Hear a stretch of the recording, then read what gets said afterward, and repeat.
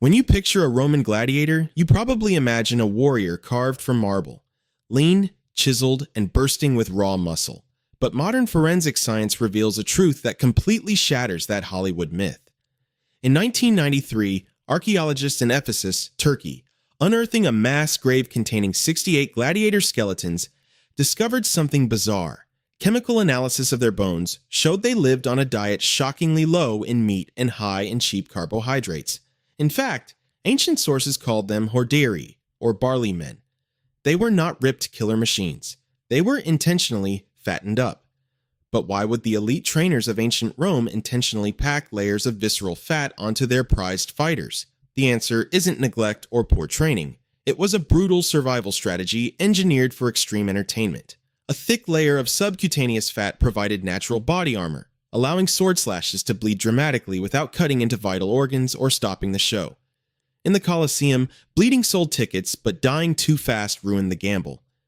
However, this heavy carbohydrate diet came with a hidden biological price tag that almost killed them before they even stepped foot into the arena.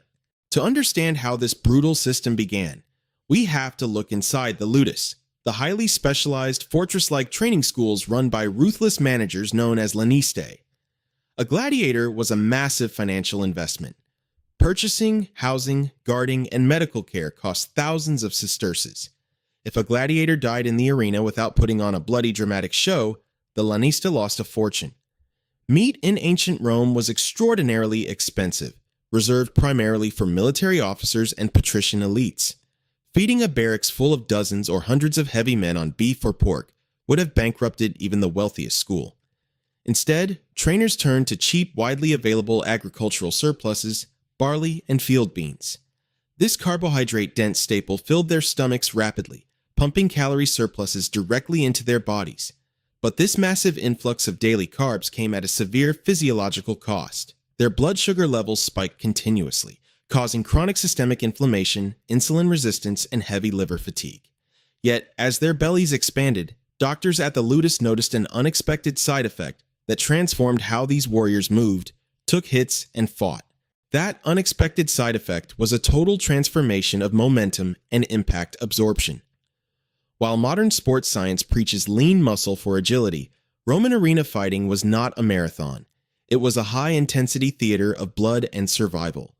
Extra subcutaneous fat dramatically shifted a gladiator's center of gravity downward, making him exponentially harder to sweep or knock off his feet in sand.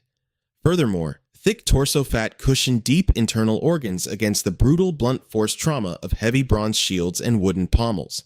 But behind the scenes, this extreme carbohydrate overload created a silent medical disaster. Because these men were barely eating meat, their bodies suffered from acute calcium and mineral deficiencies, leaving their bones brittle and prone to catastrophic fractures under heavy strain. To prevent their multi-thousand sesterce gladiators from crumbling mid-fight, Roman physicians developed a stomach-churning remedy that sounds like dark magic. They forced the fighters to drink a thick, warm tonic made from wood ash and dissolved bone dust. It was essentially the world's most revolting calcium supplement. Yet, even as their bones strengthened, an even deadlier threat was growing inside the arena walls. That growing threat was not the sharp steel of an opponent, but an invisible biological time bomb ticking inside every fighter's bloodstream. The sheer density of visceral fat wrapped around their abdominal organs pushed their internal systems into hyperdrive. While subcutaneous fat acted as a shield against shallow cuts, it placed enormous stress on their cardiovascular systems. During intense summer battles under the scorching Italian sun, heavy gladiators faced rapid heat exhaustion, severe dehydration, and sudden cardiac strain. Furthermore, the constant consumption of poor-quality barley, grown in depleted soil, exposed them to harmful mold toxins and heavy metals.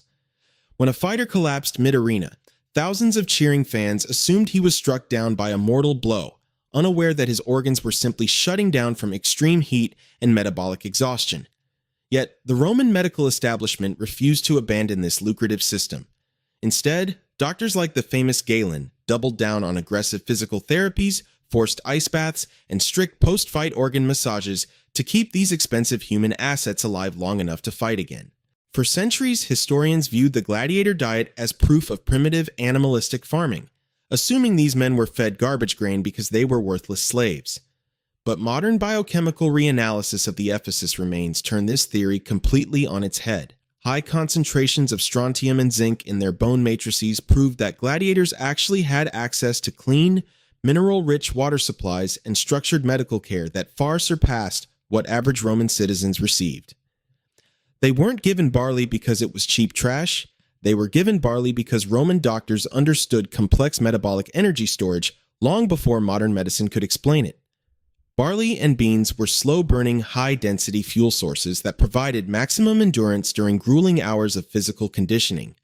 Their thick layers of fat were not a symbol of sloth or neglect, but the ultimate physical manifestation of calculated Roman engineering.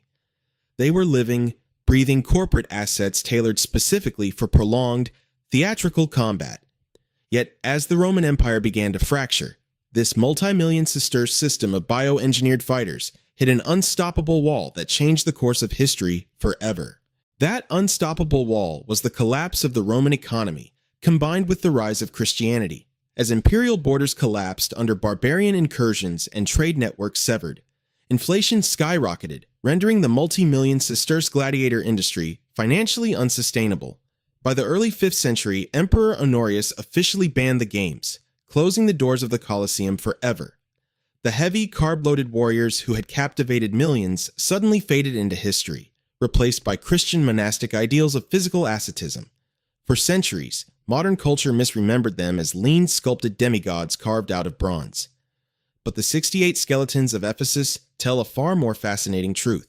They were not statues. They were human beings engineered through precise, strategic nutrition to survive a meat grinder of public entertainment.